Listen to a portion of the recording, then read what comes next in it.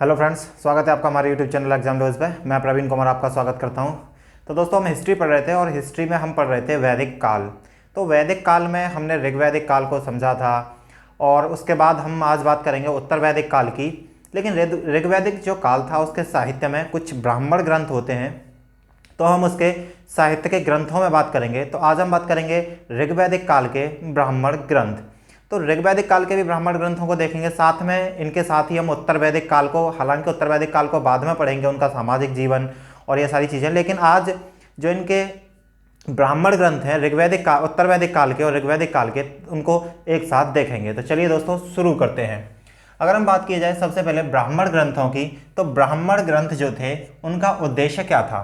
तो ब्राह्मण ग्रंथ जो थे, ब्राह्मण ग्रंथों का उद्देश्य था, जो वैदिक काल था या फिर वैदिक साहित्य था, तो वैदिक साहित्य में अगर हम कहें, अगर सिंपल शब्दों में कहें तो ऋग्वेद, अथर्ववेद, सामवेद और यजुर्वेद, तो हम चारों वेदों को समझने के लिए क्या किया गया? ब्राह्मण ग्रंथों का जो संकलन किया गया। तो ब्राह्मण ग्रंथों की जो रचना हुई थी वो वास्तव में चारों वेदों को समझने के लिए की गई थी, क्योंकि जो वेद थे वह पद्य शैली में थे और पद्य शैली में जो है चीज़ों को समझना, और उसमें कुछ मंत्र और ऋचाएँ थीं जिनको समझना थोड़ा टफ होता था, तो उनको समझने के लिए क्या है, ब्राह्मण ग्रंथों का क्या किया गया? रचना की गई। तो इनकी अगर हम बात की जाए तो यह जो थे वह गद्य शैली में बनाए गए। और गद्य शैली कहें तो गद्य रूप में, जिसमें क्या है, देवता और जो यज्ञ थे उनकी रहस्यमयी व्याख्या जो है यह करते हैं। तो यज्ञ की और देवताओं की व्याख्या जो क्या करते हैं, यह ब्राह्मण ग्रंथ करते हैं। तो इनका जो शैली है वह कौन सी है? गद्य शैली में इनको बनाया गया है। तो सबसे पहले अगर हम बात करें ब्राह्मण ग्रंथों की, तो ब्राह्मण ग्रंथ जो हैं, तो चारों वेद, ऋग्वेद, अथर्ववेद, सामवेद और यजुर्वेद, तो चारों वेद बेशक चाहे उसमें उत्तर वैदिक काल के वेद आते हों, लेकिन ब्राह्मण ग्रंथ जो हैं वह सब उत्तर वैदिक काल के बारे में ही बताते हैं, क्योंकि इनकी जो रचना हुई ब्राह्मण ग्रंथों की वह बाद में हुई। तो इनका जो एक नज़रिया है वो उत्तर वैदिक काल की तरफ दिखाई देता है। तो उत्तर वैदिक काल की तरफ से ही इनका नज़रिया दिखाई देता है, क्योंकि यह जो है बाद में बने, चाहे वह ब्राह्मण ग्रंथ ऋग्वेद का ही क्यों ना हो, लेकिन उससे प्रभाव जो है या फिर उसकी अगर बात की जाए तो उसके जो विचार हैं वो उत्तर वैदिक काल की तरफ ही दिखाई देते हैं। अगर हम बात करें सबसे पहले ऋग्वेद, तो जो ब्राह्मण ग्रंथ हैं, हर वेद के अपने अपने ब्राह्मण ग्रंथ हैं। कुछ का एक ब्राह्मण ग्रंथ है तो कुछ के एक से ज़्यादा भी ब्राह्मण ग्रंथ हैं। तो सबसे पहले अगर हम ऋग्वेद में बात करें तो जो ऋग्वेद था, तो ऋग्वेद के दो ब्राह्मण ग्रंथ हैं, जिनमें एक है ऐत्रेय ब्राह्मण और दूसरा है कौशितकी। तो ऐत्रेय ब्राह्मण और कौशितकी जो है ऋग्वेद के ब्राह्मण ग्रंथ हैं, जिनमें से ऐत्रेय ब्राह्मण जो है वह इंपॉर्टेंट है। और इसको क्या है, ऐत्रेय ब्राह्मण का अगर हम शब्द समझें तो ऐत्रेय का मतलब जो होता है वह होता है यज्ञ कराने वाला पुरोहित। तो यज्ञ कराने वाला पुरोहित, जिसको हम क्या करते थे, ऋग्वेद में हमने पढ़ा था, जो यज्ञों का जो पुरोहित था, जो यज्ञ कराता था, उसको होत्रा कहा जाता था, होत्र या होत्रा कहा जाता था। तो यज्ञ कराने वाला पुरोहित, तो इससे हमें समझ में आता है कि यज्ञ में क्या क्या चीज़ें, किस तरह से यज्ञ होते थे, किस तरह से मंत्रों का जाप हुआ करता था। तो वह सारी चीज़ों को एक इजी वे में समझाने के लिए ब्राह्मण ग्रंथ, और जिसमें भी क्या है, ऐत्रेय ब्राह्मण और कौशितकी ब्राह्मण का क्या किया गया? रचना की गई। तो ऐत्रेय ब्राह्मण को होत्र कर्म का परिचायक भी माना गया है। तो होत्र कर्म का परिचायक या फिर कहें तो होत्र कर्म के बारे में विस्तृत जानकारी देता है। अब होत्र से हम याद रख सकते हैं कि जो ऋग्वेद में जो यज्ञ कराने वाला पुरोहित होता था उसको होत्र कहा जाता था। तो इसीलिए क्या है, होत्र कर्म। तो यज्ञ कराने वाले पुरोहित के जो कर्म होते थे, किस तरह से यज्ञ होगा, तो होत्र कर्म का परिचायक किसको? ऐत्रेय ब्राह्मण को बताया गया है। तो ऐत्रेय ब्राह्मण के जो अन्य अंश हैं उनमें आता है एक ऐत्रेय आरण्यक और ऐत्रेय उपनिषद। तो ऐत्रेय ब्राह्मण के अन्य अंश हैं ऐत्रेय आरण्यक और ऐत्रेय उपनिषद। अगर हम बात करें ऐत्रेय ब्राह्मण की, तो इसकी जो शाखा है वह ऋग्वेद की शाखल शाखा के साथ संबंध रखता है। तो ऋग्वेद की शाखल शाखा ऐत्रेय ब्राह्मण का जो है इसका संबंध रखता है। अब हम बात करेंगे रचनाकार की। तो जो ऐत्रेय ब्राह्मण है, तो ऐत्रेय ब्राह्मण के रचनाकार जो हैं महिदास ऐत्रेय हैं। तो यह प्रश्न एक दो बार एग्जाम में पूछा गया है कि ऐत्रेय ब्राह्मण के रचनाकार कौन हैं। तो ऐत्रेय ब्राह्मण के रचनाकार जो हैं महिदास ऐत्रेय को बताया गया है।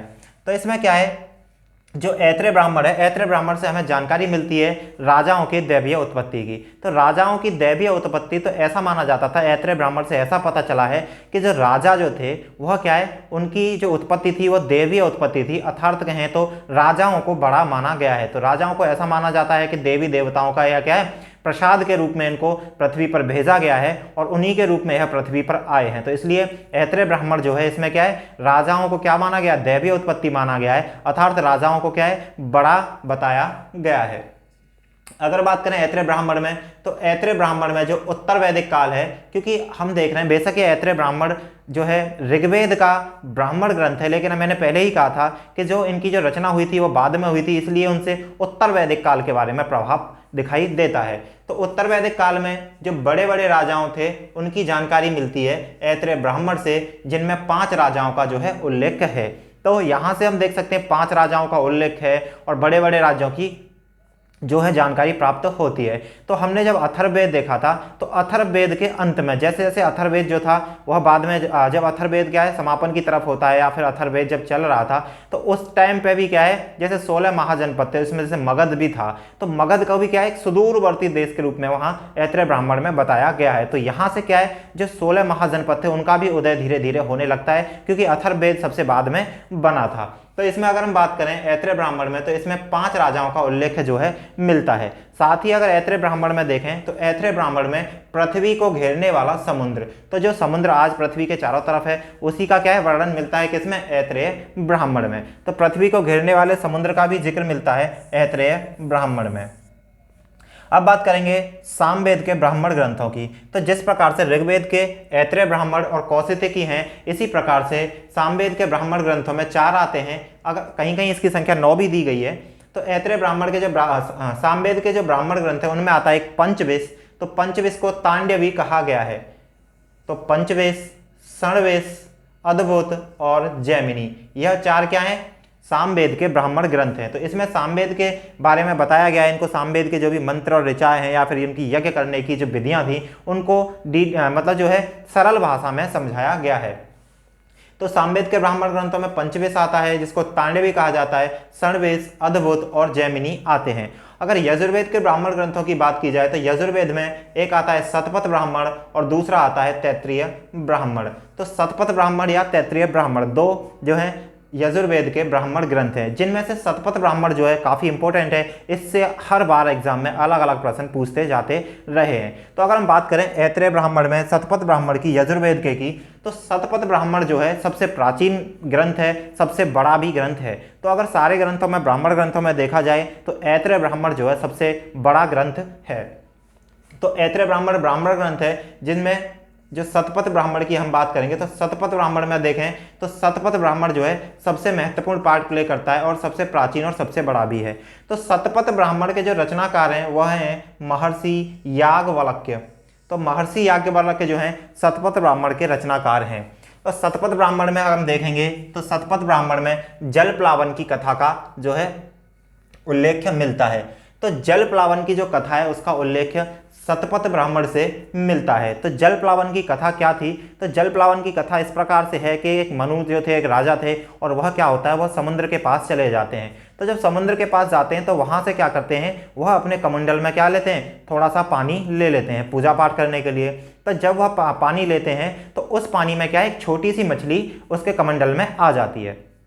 तो जब वह छोटी सी मछली उनके कमंडल में आ जाती है तो वह क्या करते हैं, तो वह उस जो मनु थे उस मछली को क्या है वापस से समुद्र में फेंक देते हैं। तो पानी से निकाल के उसको वापस से समुद्र में फेंक देते हैं। तो जब समुद्र में उस मछली को फेंका जाता है तो वह मछली जो छोटी मछली है वह कहती है कि आप मुझे समुद्र में ना फेंको, क्योंकि यहाँ क्या है जो जीव जंतु हैं या फिर कहें तो मछली ही मछली को खाती है। आपने देखा होगा बड़ी मछली जो है छोटी मछली को खा जाती है।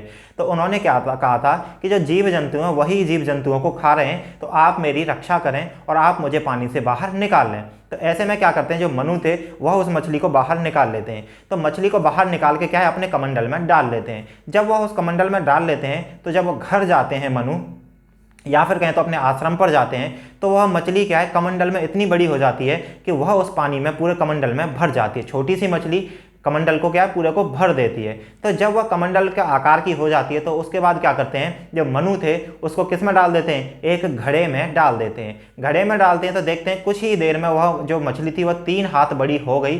तो उसके बाद क्या किया, उसको घड़े से निकालकर उन्होंने एक छोटे से तालाब में डाल देते हैं। मनु उसको छोटे से तालाब में डाल देते हैं। जब तालाब में डाल देते हैं तो उसके बाद देखते हैं कि तालाब का जो पूरा पानी था उस आकार की जो है वह मछली बड़ी हो जाती है। उसके बाद जब वह मछली उतने बड़ी आकार की हो जाती है तो उसके बाद क्या करते हैं, वह वापस से उसको कहाँ ले जाते हैं, उसको समुद्र में ही ले जाते हैं। तो जब वो उसको समुद्र में फेंक रहे होते हैं तो उस टाइम पे मछली जो है बोलती है कि आप मुझे इसको मछली को फेंक रहे हो उसके समुद्र में। तो उन्होंने कहा कि आज से 7 दिन बाद क्या है, एक बहुत बड़ा बाढ़ आएगी या फिर कहें तो समुद्र में तूफान आएगा और जिससे कि क्या है, पूरी जो पृथ्वी है वो समाप्त हो जाएगी। तो उन्होंने ऐसा कहा। तो तब मछली बोलती है कि जब 7 दिन बाद इस प्रकार की एक जो विपदा आएगी तो उस टाइम पर आप क्या करना, एक नाव बनवा लेना और उस नाव से क्या है, क्योंकि जो बाढ़ आएगी या फिर कहें तो तूफान आए या फिर साइक्लोन टाइप का जो आएगा उससे पूरी दुनिया तबाह हो जाएगी और पूरी दुनिया नष्ट हो जाएगी। तो उसके बाद क्या कहती है मछली जो है, वह बोलती है कि आप क्या करना, जब इस प्रकार की विपदा आएगी तो आप उस टाइम पर एक नाव बनवा लो अभी से, और नाव में क्या है, कुछ जीव जंतु और आप लोग जो हैं जितने भी सारे मनुष्य हैं उस प्रकार से आके आप उस नाव पर बैठ जाना। उसके बाद क्या है, मैं जो है अपना प्रकट होंगी और जो मेरे सींग में आप उस नाव को बांध देना। धीरे धीरे बोला मैं वह नाव को, नौका को किनारे पर ले आऊंगी। उसके बाद जब समुद्र क्या है, उस प्रकार से मैं आपकी रक्षा करूंगी और समुद्र जब क्या है पूरा सूख जाएगा तब मैं आप इस प्रकार से जीवन का बचा सकते हो। तो इसी प्रकार से 7 दिन बाद होता है और उसी बीच में क्या है, जो मनु थे वह नाव बनवा लेते हैं और इस प्रकार से वह जो है जान उनकी बचती है। तो इस प्रकार से यह जो जल प्लावन की कथा है उसका जो जिक्र है वह भी किसमें आया है, शतपथ ब्राह्मण में दिया गया है। शतपथ ब्राह्मण में पुनर्जन्म का सिद्धांत भी मिलता है। शतपथ ब्राह्मण में जो है पुनर्जन्म का सिद्धांत भी मिलता है। अगर बात करें शतपथ ब्राह्मण में, तो शतपथ ब्राह्मण में अश्विनी जिनको हमने देखा था कि आर्यों के चिकित्सक थे, अश्विनी लास्ट वीडियो में हमने पढ़ा था। तो अश्विनी जो थे आर्यों के चिकित्सक, उनके द्वारा जो च्यवन ऋषि थे, च्यवन ऋषि को यौवन दान का वर्णन जो है इसी शतपथ ब्राह्मण में मिलता है। तो शतपथ ब्राह्मण में आर्यों के चिकित्सक जो थे अश्विनी, उनके द्वारा जो च्यवन ऋषि थे इनके यौवन दान का वर्णन मिलता है।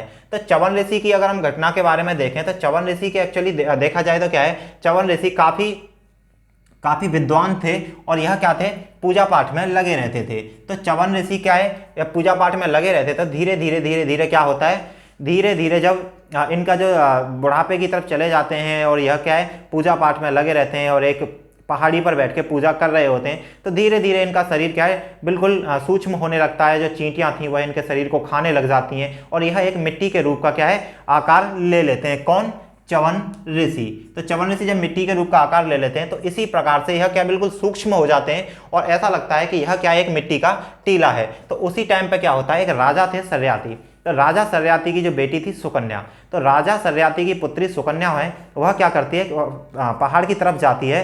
तो पहाड़ की तरफ जाती है तो वह देखती है कि एक पहाड़ जो है मिट्टी रूप का है और उसमें से आंखों की जो रोशनी थी च्यवन ऋषि की वह दिखाई दे रही थी। तो वह समझ नहीं पाती, राजा सर्याती की पुत्री जो सुकन्या थी वह समझ नहीं पाती यह क्या है और वह उसको कुरेदना शुरू कर देती है। तो वह एक मिट्टी का टीला समझकर उसको कुरेदना शुरू कर देती है और देखती है कि यहाँ से चमक किस चीज़ की आ रही है। तो वह जो आंखों की चमक थी, तो वह जब कुरेदना शुरू करती तो उससे जो च्यवन ऋषि थे उनकी आंखों से खून बहने लगता है और वह अंधे हो जाते हैं। इसी अंधे होने की वजह से जो च्यवन ऋषि थे वह क्या करते थे, राजा, क्योंकि यह जो है राजा सर्याती की पुत्री सुकन्या ने किया था, तो वह क्या करते हैं, च्यवन ऋषि उसको श्राप दे देते हैं और श्राप में देते हैं कि जो सर्याती राजा है उसकी जो सेना है उसका जो मलमूत्र है वह रुक जाए। तो उनका क्या है, राजा सर्याती की सेना का मलमूत्र रुक जाता है। इससे सर्याती जो है परेशान हो जाते हैं और वह भागे भागे किसके पास आते हैं, च्यवन ऋषि के पास आते हैं। जब च्यवन ऋषि के पास आते हैं तो वह क्षमा याचना करते हैं और इस प्रकार से अपना विवाह किससे करवा देते हैं, जो राजा सर्याती अपनी पुत्री जो थी सुकन्या उसका विवाह का किससे कर देते हैं, च्यवन ऋषि से जो है विवाह कर देते हैं। तो इसी प्रकार जब च्यवन ऋषि से उनका विवाह हो जाता है सुकन्या का, तो सुकन्या क्या है, पत्नीव्रता थी काफ़ी, तो पत्नीव्रता थी तो वह जो थी च्यवन ऋषि के उसमें पूरे में लगी रहती थी। तो इसी बीच क्या होता है, जो अश्विन थे, आर्यों के चिकित्सक जो थे, आर्यों के चिकित्सक जो हैं वहाँ पहुँच जाते हैं। आर्यों के चिकित्सक पहुँच जाते हैं तो उनकी मेहमानी या नवाजी जो है वह सुकन्या करती है। इससे प्रसन्न होकर जो आर्यों के चिकित्सक थे वह क्या करते हैं, जो च्यवन ऋषि थे उसको यौवन दान का जो है यौवन दान दे देते हैं। और जब यौवन दान जो देते हैं उसके बाद च्यवन ऋषि जो थे वह क्या है पूरी तरह से उनकी आंखें ठीक हो जाती हैं और वह क्या है अपने एक नव जीवन में आ जाते हैं। तो इस प्रकार से जो च्यवन ऋषि का जो है अश्विन के आर्यों के चिकित्सक द्वारा च्यवन ऋषि के यौवन का जो वर्णन है, यौवन दान का, उसका भी जिक्र शतपथ ब्राह्मण में मिलता है। तो शतपथ ब्राह्मण में साथ में राजसीय यज्ञ का भी विस्तृत वर्णन मिलता है। तो राजसीय यज्ञ जो था वह उत्तर वैदिक काल में जो राजाओं का राज्याभिषेक होता था वह राजसीय यज्ञ के माध्यम से होता था। तो राजसूय यज्ञ जो था उसका वर्णन भी शतपथ ब्राह्मण में मिलता है। साथ में शतपथ ब्राह्मण में 24 बैलों द्वारा जोते जाने वाले हल का भी वर्णन मिलता है। तो शतपथ ब्राह्मण जो कि यजुर्वेद का क्या है, ब्राह्मण ग्रंथ है, इसमें 24 बैलों द्वारा जोते जाने वाले हल का भी वर्णन मिलता है। साथ में अगर देखें तो शतपथ ब्राह्मण में रेवा नदी, तो रेवा जो है आज की नर्मदा नदी है, तो यह क्या है, नर्मदा नदी का भी जिक्र मिलता है जो कि विंध्याचल पर्वत के दक्षिण में बहती थी। अब बात करेंगे हम अथर्ववेद की। तो अथर्ववेद के ब्राह्मण ग्रंथ का केवल एकमात्र ब्राह्मण ग्रंथ है, वह है गोपथ ब्राह्मण। तो गोपथ ब्राह्मण एकमात्र ब्राह्मण ग्रंथ है अथर्ववेद का। तो यहाँ जो थे ये ब्राह्मण ग्रंथ समाप्त होते हैं। ब्राह्मण ग्रंथों में जो शतपथ ब्राह्मण है काफ़ी इंपॉर्टेंट है और इससे पूछ लिया जाता है अश्विन के द्वारा चिकित्सक के यौवन दान का वर्णन किसमें मिलता है, पुनर्जन्म के सिद्धांत का, जल प्लावन की कथा, राजसीय यज्ञ, साथ में 24 बैलों द्वारा जोते जाने वाले हल का वर्णन। अब हम बात करेंगे उत्तर वैदिक काल की। तो उत्तर वैदिक काल की अगर हम बात करें तो 1000 BC से लेके 600 BC तक उत्तर वैदिक काल माना गया है। तो उत्तर वैदिक काल के अगर हम परिचय को देखें तो उत्तर वैदिक काल का सबसे पहले हम बात करेंगे कि काल निर्धारण किस प्रकार से किया गया है। तो जिस प्रकार से 1500 से लेके 1000 BC तक जो है ऋग्वैदिक काल को माना गया है, उसके बाद क्या है, क्योंकि जो ऋग्वैदिक आर्य जो थे वह खेती से परिचित नहीं थे और खेती के बारे में उनको परिचित नहीं थे, तो इस प्रकार से क्या होता है, जब 1000 BC का समय आता है तो उत्तर प्रदेश के जब बाद में खुदाई का काम होता है तो उत्तर प्रदेश का एक एटा जिले में अतरंजी खेड़ा जगह है, अतरंजी खेड़ा से क्या है, लोहे का साक्ष्य जो है प्राप्त हुआ था। तो वहाँ पे लोहे का साक्ष्य प्राप्त हुआ था। जब लोहे की डेटिंग की गई, लोहे का जब उसका समय निकाला गया तो वह लगभग 1000 BC के आसपास का मिलता है। तो 1000 BC के आसपास का जब लोहे का जो है वह मिलता है तो उसके बाद हम देखते हैं कि जो उत्तर वैदिक जो काल है या फिर उत्तर वैदिक काल के जो 3 वेद हैं उनमें क्या है, खेती का जिक्र मिलता है। तो ऐसा माना जाता है कि जब लोहे का जो साक्ष्य के प्रमाण मिले तो ऋग्वैदिक आर्य लोहे से परिचित नहीं थे, लेकिन उत्तर वैदिक आर्य जो थे वह लोहे से परिचित थे। तो लोहे से परिचित थे और लोहा 1000 BC में मिलता है। तो ऐसा माना जाता है कि 1000 BC से लेके 600 BC तक क्या है, उत्तर वैदिक काल रहा है। तो उत्तर वैदिक काल के परिचय में हमने देखा और साथ में ही क्या है, उत्तर वैदिक काल के जब लोहे का साक्ष्य प्राप्त हो जाते हैं तो लोहे क्या है, खेती के जो इक्विपमेंट बनाने में काफ़ी मददगार होता है। तो लोहे से खेती के इक्विपमेंट बनाए जाते थे जिनसे खेती की जाती थी। तो खेती का वर्णन जो है वह भी किस में मिलता है, उत्तर वैदिक काल में मिलता है। तो इस प्रकार से उत्तर वैदिक काल का काल निर्धारण जो है लोहे के बेस पर किया गया है। अगर बात करें जानकारी के स्रोत, तो जानकारी के स्रोत में अगर हम ऋग्वेद को हटा दें, क्योंकि ऋग्वेद जो है काफ़ी पहले जो बना था, लेकिन उत्तर वैदिक काल के तीनों वेद, तो लास्ट में जो ऋग्वैदिक, अगर ऋग्वेद को हटा दिया जाए तो बाकी के 3 वेद अथर्ववेद, सामवेद और यजुर्वेद। तो जानकारी के स्रोत जो है उत्तर वैदिक काल के 3 वेद हैं, साथ में ब्राह्मण ग्रंथ। ब्राह्मण ग्रंथों की हमने अभी बात की थी कि ब्राह्मण ग्रंथ चाहे ऋग्वेद का हो या बाकी किसी का भी ब्राह्मण ग्रंथ रहा हो, उसकी रचना बाद में की गई और वह उत्तर वैदिक काल के प्रभावों को ही दिखाता है। तो साथ में 3 वेद और जो है ब्राह्मण ग्रंथ, साथ में आरण्यक, यह सब जानकारी के स्रोत हैं किसके, उत्तर वैदिक काल के।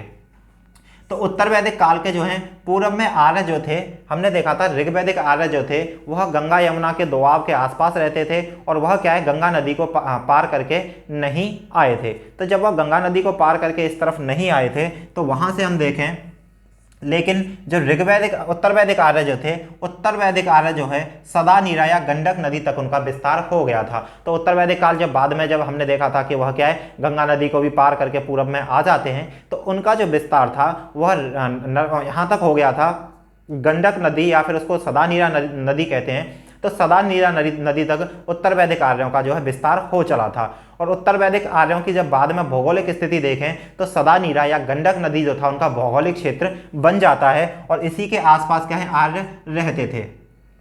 तो आर्य जब हमने देखा, आर्य जो थे आर्य युद्धरत थे। पहले जो ऋग्वैदिक आर्य जो थे वह युद्धरत थे और पशु चारण में लगे रहते थे। तो पशु चारण के लिए वह एक जगह से दूसरी जगह भटकते थे चारागाह की खोज में, और उनको बीच में कहाँ युद्ध होते थे तो युद्ध भी वह करते थे। तो इस प्रकार से उन्हें युद्ध करते करते जब वह गंडक नदी तक भी आ जाते हैं उत्तर वैदिक आर्य, तो वह क्या करते हैं, दिल्ली और कुरुक्षेत्र तक अपना साम्राज्य स्थापित कर लेते हैं। तो जब दिल्ली और कुरुक्षेत्र तक अपना साम्राज्य विस्तार कर लेते हैं तो उन्होंने क्या नाम दिया, इस जगह को नाम दिया उन्होंने ब्रह्मर्षि देश। तो ब्रह्मर्षि देश को, दिल्ली और कुरुक्षेत्र के आसपास के इलाके को उन्होंने ब्रह्मर्षि देश का नाम दिया।